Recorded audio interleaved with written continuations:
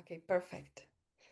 It is my great pleasure to welcome a woman whose mission is to help all species live in peace with one another. Animal communicator, animal chaplain, teacher, mentor, craniosacral therapist, and interspecies counselor, Judy Ramsey. Welcome, Judy, in the Whispers of the Soul. Thank you, Sharka. So let's dive in the questions. You have been ordained as an animal chaplain for more than 40 years. I Not must, more than 40.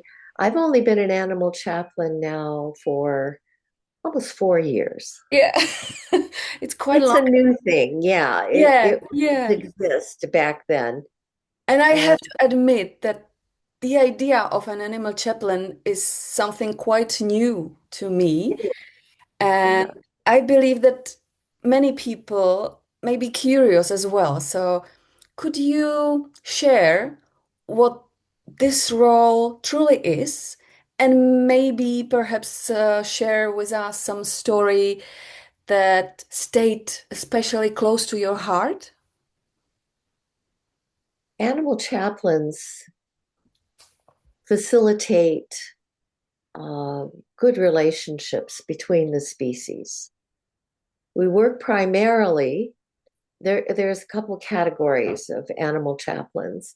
We are, first of all, trained and ordained by the Compassion Consortium, which is a nonprofit organization that focuses on spirituality and animals.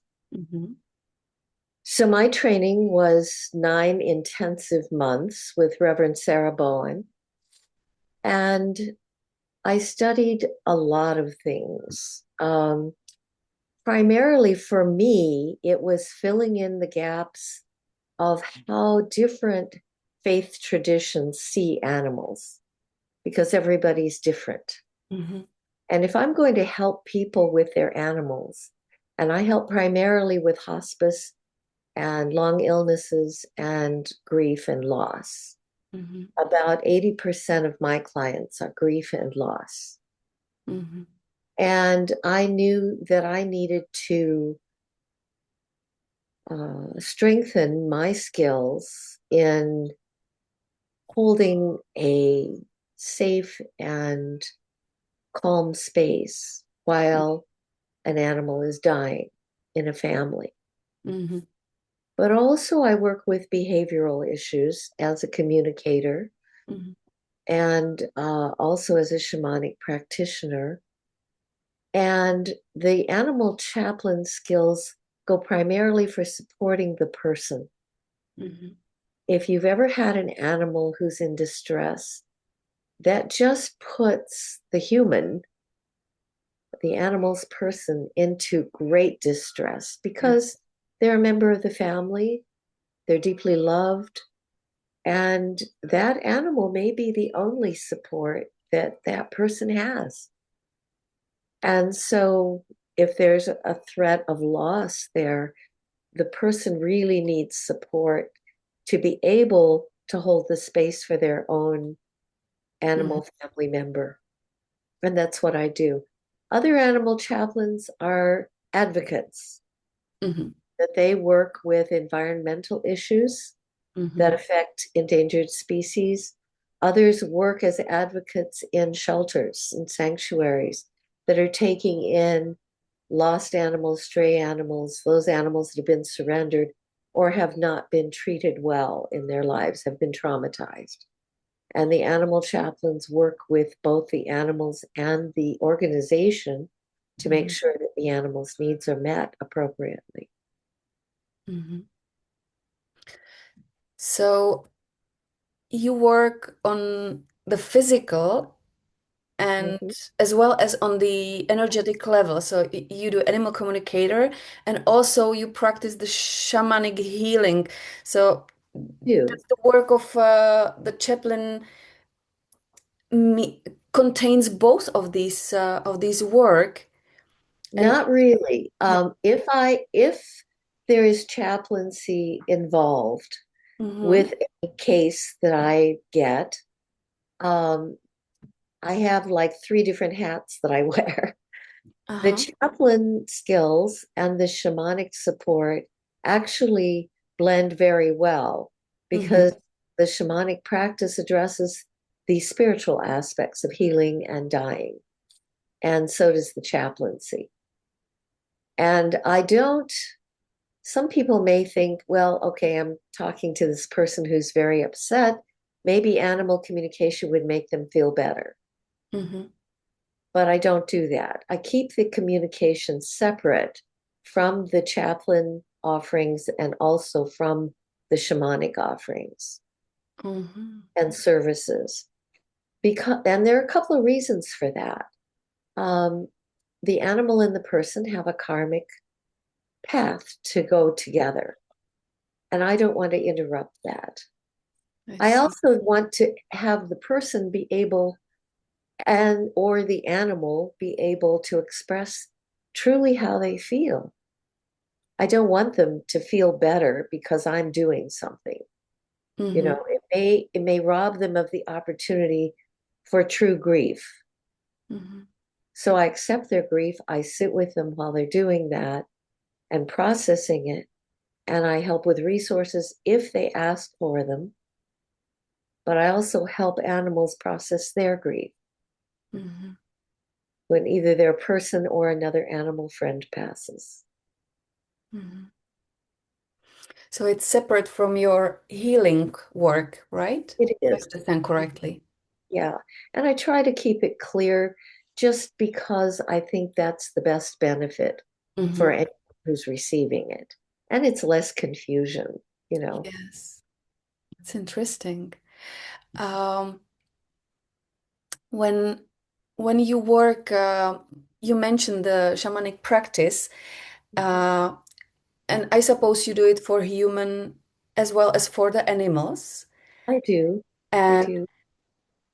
how did your path evolve from the animal communicator into the shamanic healing? And how do you see the relationship between these two ways of working? Well, I got into shamanic practice. I am a practitioner, and that means that I live a shamanic lifestyle. It's Mm-hmm. not a belief or a particular method or anything. It's a way of life. It's a way Uh-huh. of looking at the world as part of all of nature. It's Mm-hmm. very nature based, very earth based. Mm-hmm. But I came to shamanism when I was thrown from a horse and Oh. I had broken my back and a rib, and I couldn't do anything but just sit and stare straight Wow. for uh, about 3.5 months. I was in a body brace Wow. and nothing to do but sit and stare. So my dog and I would go out on the back porch and I would talk to the wild animals. I was a communicator at the time. Mm-hmm. And I would also surf the internet for any classes I could take. Uh, Thought I might as well make use of the time.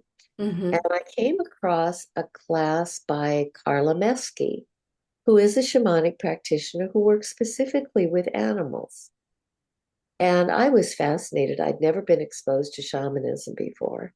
Mm-hmm. And she introduced me, and then I was off and running. And I spent a year with Carla doing training in shamanism and working with animals, both shamanic animal communication and shamanic healing. After I finished with that, then I began to blend my telepathic communication with the shamanic communication and develop courses specifically for the blending. And Mm-hmm. Carla offered to be my mentor, so I took her up on that. I also have Penelope Smith as a mentor and Sandra Ingerman as a mentor. So I have the very best people Yes. showing me what to do. And and it just kind of took off from there. And it's a natural way to communicate with animals. The telepathic is not only very intuitive, but when you're an advanced telepathic communicator, you do communicate with the animals the way that they communicate. And Mm-hmm. so does shamanism. Mm-hmm. So it's not as clear cut in real life as it is on paper, but ethically, I follow 3 codes of ethics. I actually follow 4 of them. And I have to make sure that those codes of ethics are followed so that my practice in whatever I'm doing for a person or an animal is Mm-hmm. ethical and integral.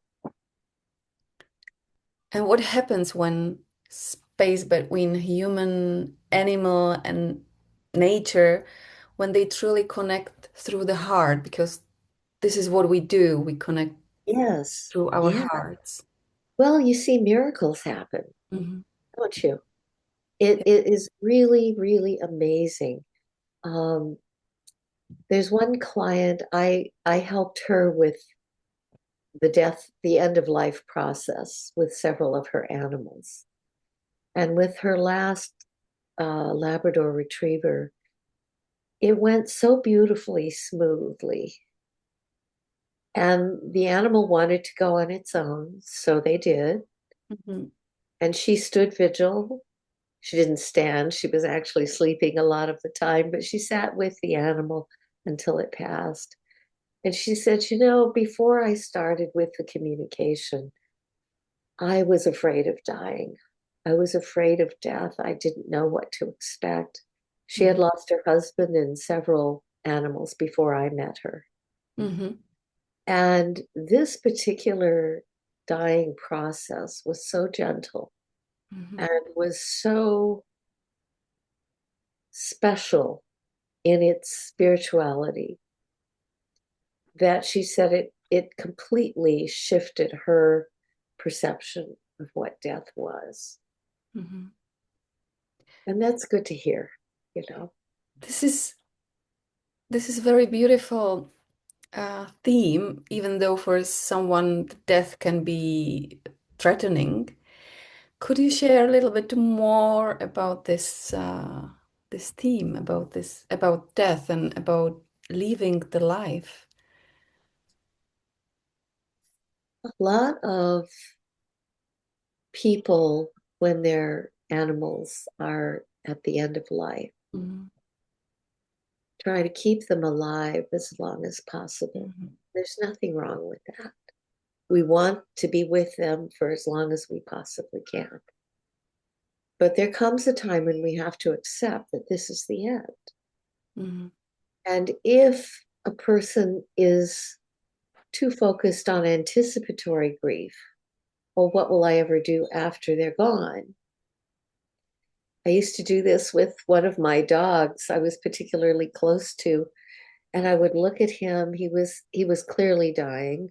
Mm-hmm. Say, I'm going to miss your fur. And he'd look at me like, I'm not gone yet, you know. Yes. But if you can imagine being very ill, like Mm. if you've ever had the flu or a really bad Yes. sickness, and a friend comes to comfort you, but the first thing they say is, you look awful. Yes. How helpful is that? You Yes, know, thank you. and you end up assuring them that Yeah. you're okay when you're really not. Yes. And the animals do the same thing. So the advice I got from one of my house bunnies that I used to have was appreciate every second that you have together Mm-hmm. rather than extend a life that's beyond saving. Mm-hmm. Be present with that life. Be present so that you get those last minute miracles that happen Yeah. frequently at the Yes. end of life. When my husband's horse was down in the pasture and we had to euthanize him, Mm-hmm. he was an amazing animal, and we had had him for some time. And the vet was there, my husband was there, and it had been a distressing day because he went down in the round pen, which is all sand, and he couldn't get back up. Mm-hmm. And no amount of people or effort was getting him up. So my husband read poetry to him for several hours. We put a large tarp up to give him shade because it was summer, it was hot. Gave him water, gave him all the treats he wanted to eat. And when he was euthanized, the gift that he gave me, I saw this spirit rise up from the horse. And for just a moment, it was almost like this crystal horse coming out of this body. And he just acknowledged me, and then it just went away like a cloud. It was so beautiful. So I have goosebumps. Yeah. When you're saying that, it can be beautiful and special if we allow that. Yes. What I'm hearing is that when animal is leaving us from the physical world to energetic world, we should rather do it about the animal than about us, because we are afraid, oh, what I'm gonna do when you're not gonna be here. So we're doing it more about us instead of about the animal. We are, and we're not being present with that animal when they need our presence the most. And humans have a hard time being present. Our mind's always spinning. My horse used to call it tornado head. And most humans are like that, especially if we're online a lot. You know, I find myself being a tornado head at the end of the day. But if we can be just present, then our needs will get taken care of. If we can appreciate every second we have left with them, doesn't mean we're not going to grieve. We do have, I encourage people, acknowledge your grief. Allow it. Don't ever tell anybody, don't cry. It'll be okay. It's never okay. There's this huge gap in your life. I mean, you're used to taking the dog for a walk. You're used to a feeding schedule. You're used to a snuggle time throughout the day. That's gone.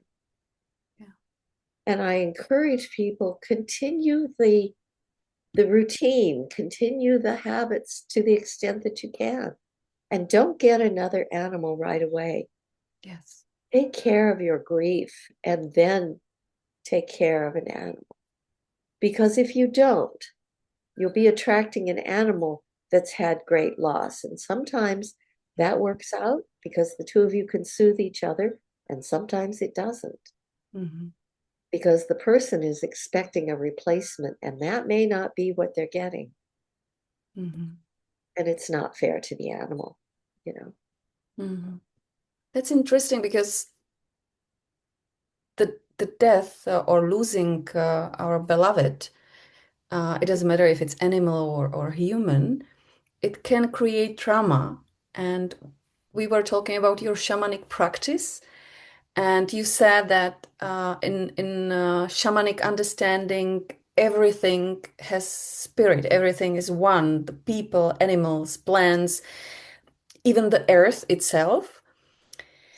When trauma or some negative life experience affect that spirit, that it can bring some illness or some body troubles. How does this understanding guide your work with animals? And is there a difference when working with humans, animals, or even the land? There are differences. There's different energy to work with. And working with animals is really easier because they don't carry all the baggage and resistance that we humans do, right? And working with animals is pretty straightforward. If an animal, I saw an animal on the road this morning. It was a deer that had been hit by a car, but it was still alive. And my heart just went out to it. We made sure that it was going to be picked up, cared for if possible, or euthanized if needed. But it's a trauma.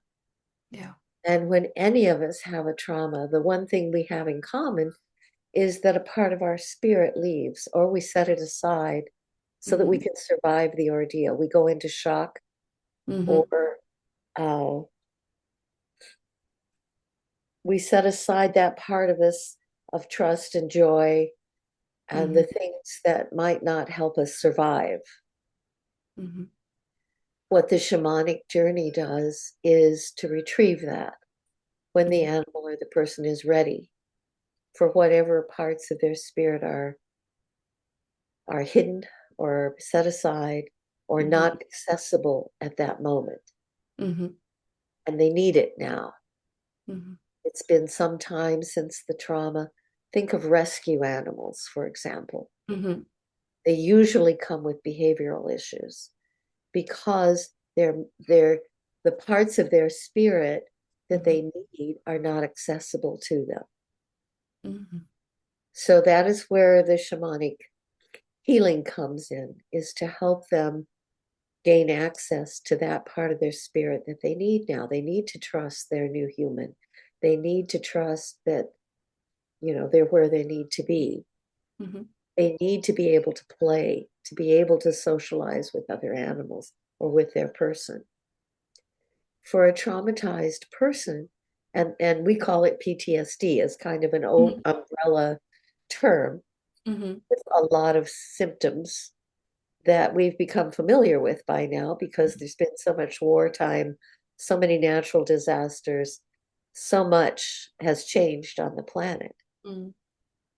And those negative thoughts, the negative intrusions, which are thought patterns that surround the planet right now, whether it's grief or anger or resentment or whatever it is, shamanically, they're responsible for the changes on the earth, the weather extremes, the climate extremes, the disasters to the land. And it's the earth's way, from a shamanic perspective, of cleaning the energy. It may mean cleaning humans off the face of the earth at some point. But the earth is a living organism and will take care of itself. For humans, it's more complicated because a human has to have a clear, strong intention for healing. And many people don't know how to form an intention. They don't know what they need or what they want. They're having difficulty visualizing any improvement for themselves. I mean, that's how bad it's gotten for many people on this planet. And so I might work with them initially to help them get enough clarity to form an intention of where they want to be. And after a shamanic healing, I ask them to look at who they are after the healing. What are you seeing? What are you seeing change in your life as a result of this ceremony? And if they're able to do that, then they're ready for the healing. If they can't form an intention and they don't have a clue what they want, it's like I wouldn't be able to go in. I mean, I could, but I won't ethically, because if I do a shamanic journey and it's just for discovery, it's kind of like doing surgery on someone who has asked you, just open me up and fix what you find. Yes. Yeah. That doesn't make any sense. Well, what are your symptoms and where do you want to be afterwards? And so I try to help people with that. But when they're ready, we see some amazing shifts in people's energy, in their perspective, in the way they proceed with their lives. It's also difficult to work with an animal or a human who gets healed and then has to go right back into an abusive arrangement. Mm-hmm. And humans are more likely to be in that situation than animals. And so any healing that was done gets hammered again. Mm-hmm. So it's much more complicated with humans. Yes. And it takes longer. Yeah. So what you're saying is that the human have to be ready for the healing. So they usually are healed, or have you experienced a situation where the healing could not fully unfold because the human companion was not ready for the change? Yes, all the time. Yeah. The saying in shamanism is, I can give you a cure, the healing is up to you. Yeah. Because it's not, I'm going to fix you, Yes. fix anybody. Yeah. But I work with you as a partner in healing Mm-hmm. to support your own efforts to heal yourself. That is the ideal. But when people come, I want you to take this away from me. Many people call it back after the healing because they're so used to feeling a certain way. Yeah. They're not used to being happy. What do I do with this? And it makes them anxious. It makes them more anxious. But joy and love are overwhelming positive feelings. And when you've experienced trauma as a human or even as an animal, you shut out all overwhelming feelings because they were so bad. Mm-hmm. But if you shut out the overwhelming feelings, you also shut out joy and love. Mm-hmm. And you have to get yourself used to that gradually again. That you don't want to kind of you hold to it and no, it's mine and I won't give it away. Exactly. But also in receiving it Mm-hmm. can be overwhelming. Mm-hmm. If you've not received love in your lifetime or for a very long time, it can be absolutely overwhelming. Mm-hmm. How about the animals with these kind of people when they live with them and very often help them with their emotions? They do, and they do it in a way that the person usually can receive. Mm-hmm. It's one reason why animals may be the only companion for a lot of people, because it's a lot easier, because they are loved unconditionally. And there are no conditions for being together, just to be. And I think that's why during COVID, when so many people were isolated, they were quarantined, Mm-hmm. they couldn't be with other people. There was this huge numbers of animals adopted. Yes. And I think that's why Mm-hmm. they needed something alive as a companion. Mm-hmm.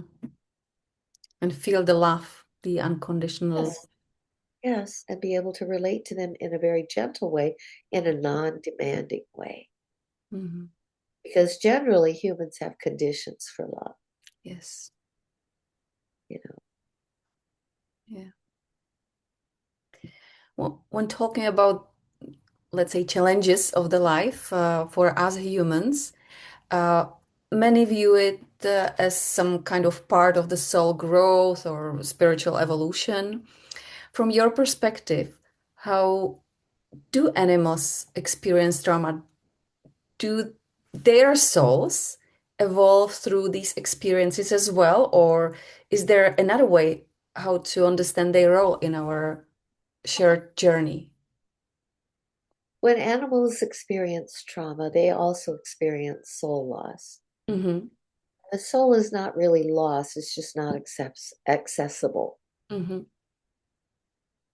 And so a lot of behavior issues stem for losing trust, for example, trust in themselves as well as in the world. That's really critical for an animal. An animal needs to trust their own instincts for survival. Humans aren't as aware of trusting their instincts. They would first and foremost trust somebody else's instincts than their own. We have a lot of self-doubt as people. Animals, not so much.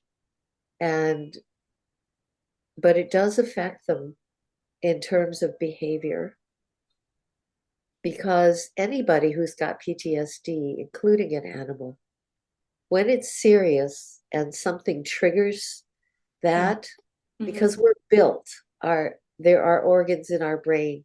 One is the amygdala that stores all these traumatic events for us. And then if we get into a situation that triggers that again, the amygdala is like this warning system that says, it's happening again, get to safety, get yourself protected. And it works the same way in all mammals. And that animal gets triggered, but when they see somebody coming, it's not really their person. It's the person that abused them previously. There is something that happens with a shift of perception that makes the animal and the person see what's not there, but it's similar enough that they get triggered. And so the protective behaviors come up, the vigilant behaviors come up, the aggressive behaviors come up.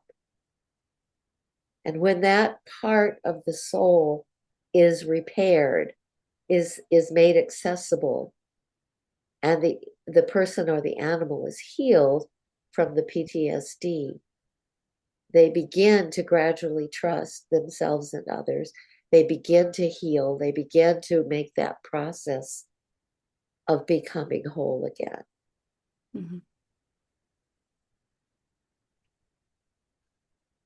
So what you're talking is some kind of power loss or fear or soul loss that the shamanic practices works with. How do you recognize these states, and does the healing approach differ? No, it doesn't. The healing approach, when someone has lost power, it may be because they've lost access to their soul. And that is frequently the case. I had a thought that I was going to tell you, and it just disappeared. I'm sorry. What the shamanic process does in a healing, I do a shamanic journey on behalf of the person or the animal that has asked for the healing. And I work with compassionate spirit guides who do the healing. I don't do anything except, in shamanic terms, I'm the hollow bone that brings the energy from that dimension of non-ordinary reality, that energetic dimension, to this life, which we call ordinary reality. But it's my spirit guides that do all the healing for animals and for people. And I just bring that energy through and apply it to the animal or the person. But it's done in a shamanic journey, which is the vehicle for healing and also for communication and for all things shamanic. It's a state of mind that is almost a trance,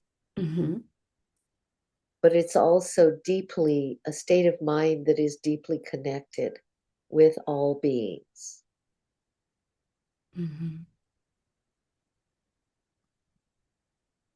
When you're talking about the compassionate helping spirits, or guides, I believe that many people sense they have some, or that there is something between the earth and the sky. What would you recommend how to connect with these spirit guides and how to work with them on daily basis? Um, Meditation is a great tool to access the spiritual world. Mm-hmm. Most people have guardian angels. Mm-hmm. Many people have power animals that have come to them in animal form because that's the easiest way for humans to accept help. Mm-hmm. And for example, if you collect a particular animal, I've always collected little statues of horses. Other people that I know of I see lions in a picture in the back on the Yeah, wall. white lions, yes. So if you have pictures, statues, stories about lions, a lion may be one of your power animals. That's Yes, just to come through. yes.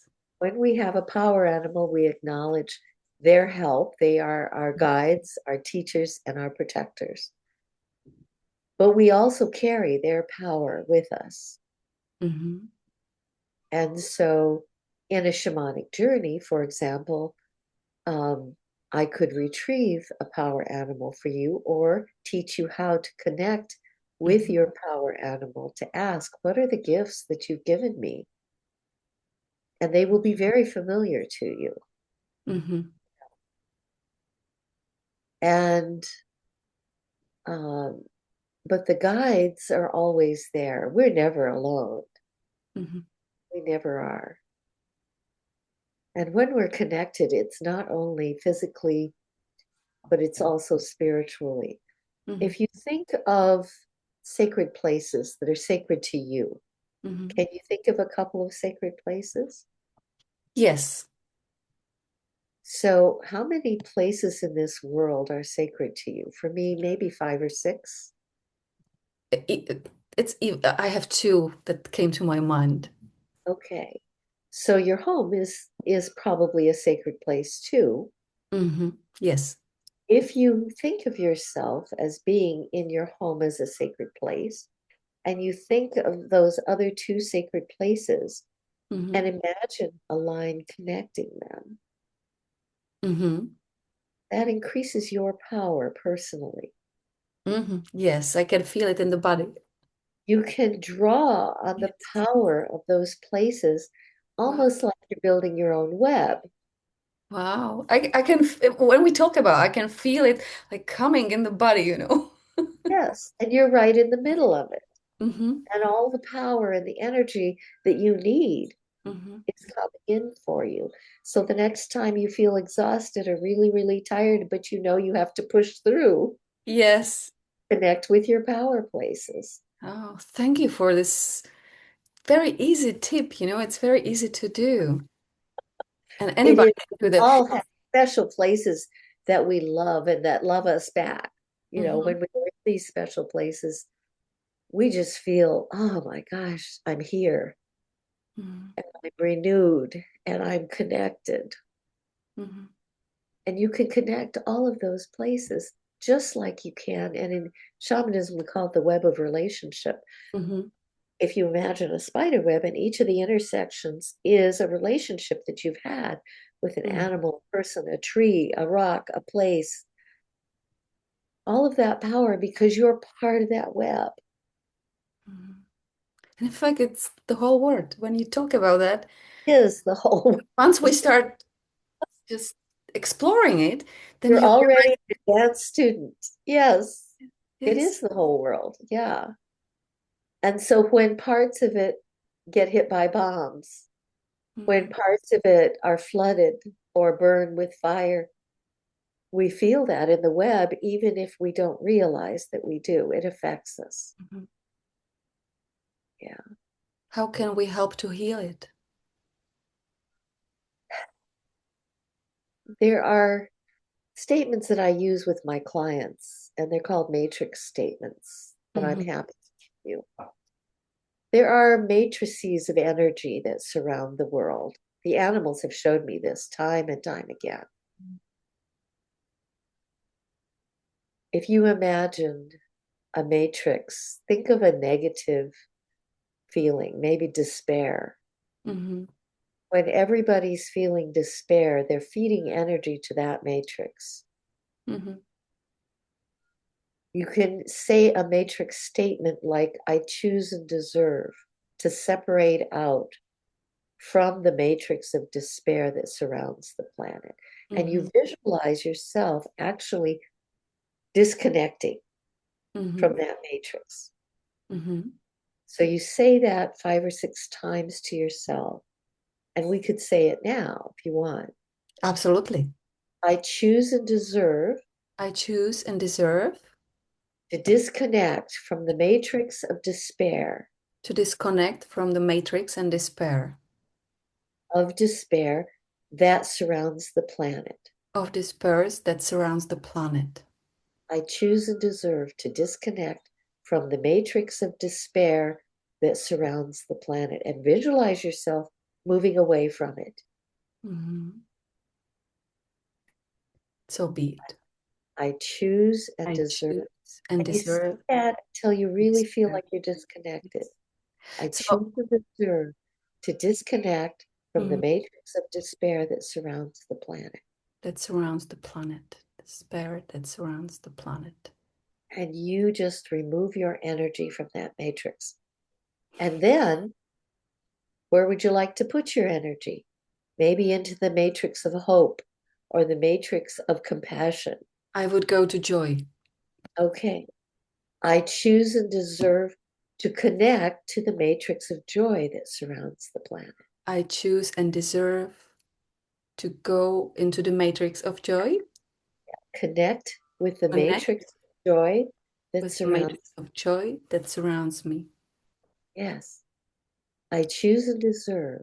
I choose and deserve to connect with the matrix of joy. Connect with the matrix of joy that surrounds the planet. That surrounds the planet. And visualize yourself putting your energy into that matrix. It's an explosion. And joining everybody who has decided to choose joy. Mm-hmm. It's a choice. Yeah. And you can choose it every day to set the tone of your day. Mm-hmm. Today, I choose joy. Yes. So what you're saying, it's in fact the focus of our thoughts. It is. Where we put our focus, that's going to happen. Exactly. Mm-hmm. That's very beautiful. Thank you for that. It's amazing. And it's something you can also use with your animal. Mm-hmm. If your dog is used to running off and not coming back when you take them to a park, mm-hmm. After a while, when you get to the park, you visualize, oh, I hope he doesn't run off. Yes. But if his mind is connected to yours and all he sees is run off, that's what happens. Yes. Better to visualize him coming back. Visualize what you want him to do, not what you don't want him to do. And that's another difficult, I should say, challenging thing for humans to do. Because our minds go, we're on a walk. Mm-hmm. Oh, I hope he doesn't bark and lunge at that other dog in person coming toward us, Instead of visualizing to your poor dog, just sit quietly beside me, okay? And just visualize that as the people pass by. So I believe there is the hardest part is to hold the image. Yeah, and not panic. Yes. So it takes practice. It really does take practice. Yes. But it works, actually. It works. It absolutely works. Yes, it does. Yes. Judy, your presence feels very, very beautiful and calm and kind of grounded. Even though this work that we are talking about can be very energetically demanding, how do you care for your own balance and avoid the compassion fatigue in work you do? That is a really good question. For my chaplaincy capstone, Mm-hmm. I made a presentation. It's a 45-minute presentation in three 15-minute segments on compassion fatigue. Mm-hmm. It's a free resource on my website for anybody who wants it. Mm-hmm. I put it below the video. Good. I designed it specifically for veterinary staff and Mm-hmm. shelter staff who are so burned out. For myself, I schedule downtime. Mm-hmm. I turn off my computer at 6 o'clock at night. I will not answer the phone Mm-hmm. or look at emails after 6 o'clock at night. That's the end of my day. Okay. I walk in nature. I have to be out in nature a lot. Mm-hmm. And I draw comfort from everything beautiful around me. I live on this beautiful farm out in the country. And there's something every day that I call them micro moments of beauty, and just train myself to notice a Mm-hmm. sparkle over here on the snow, Mm-hmm. or a beautiful bird, or something funny that my cat has done. Mm-hmm. And I notice those and they feed my soul. Mm-hmm. And then I also make sure I take time for tea. Mm-hmm. And I make it so hot that I can't gulp it down. I have to sip it. That's a clever. Yeah. Well, it forces me to do that. Mm-hmm. It's like parking your car the furthest from the door so you get exercise. You forced into it. Mm-hmm. Make my tea so hot, I Mm-hmm. have to sit still. And that still time is so important for us to regenerate. It really is. But I also take care of my body. I get regular acupuncture Mm-hmm. and body work and rest. Taking a 4 o'clock nap in the afternoon with my cat next to me and my dog at my feet Mm-hmm. is just heaven. Mm-hmm. And we only lie down for 20 minutes. Mm-hmm. That really is refreshing. And then also exploring and creating, doing something creative Mm-hmm. every day, every week, whatever you can do, whether it's painting, drawing. I work with origami because I Mm-hmm. like the nature of the paper. I can't force it, I have to work with its nature. Uh-huh. And being creative really is a kind of meditation. I love cooking as a meditation, Mm-hmm. you know, and just and exploration, doing something new. Mm-hmm. I'm studying Chinese because I'm going to China in May, Wow. and it's so fun. It's Mm-hmm. really fun. And I can feel all those little neural pathways building, as I go. Mm-hmm. But if I can do it, anybody can do it. I will be 80 this year. Oh, wow. And I think that's I why I'm want to taking look like you in 80. You look amazing, really. It's you. Well, and then I also have the Zoom fixed, make me look good. They have there is a setting for that. But yeah, to be able to laugh every day, that takes it a long way. Mhm. That goes a long way to preserving a person. So if you can find the joy, if you can choose the joy and laugh at something every day, Yes, you said deep wisdom if you choose to. it is a choice. Yes. It unfortunately took me decades to make that choice, Yeah. but I am so happy when I see people younger than me Mhm. making that choice. Yes. Yeah. It's process, but It is a process, and do it as young as you possibly can. yeah. Yeah, that's true. From your long experience working with animals, what would be something animals with humans, what would animals wish us humans to understand right now in this time? Animals overwhelmingly want humans to focus on the present moment, on not only on stillness, but on being present. Mm-hmm. We're so far in the past, we're so far in the future, we are rarely present Mm-hmm. unless we're shocked into it. Yes. There are easier ways to be present than falling off a horse. Mm-hmm. You know, every time I needed to be still or present, a horse was involved. Mm-hmm. So they were my best teachers. But I started to listen more closely Mm-hmm. so that it didn't have to involve so much pain to sit still. So now I think I've got it. Mm-hmm. And I really am intentional about my stillness. Mm-hmm. I really am. But that is what overwhelmingly most animals want of humans is presence. Mm-hmm.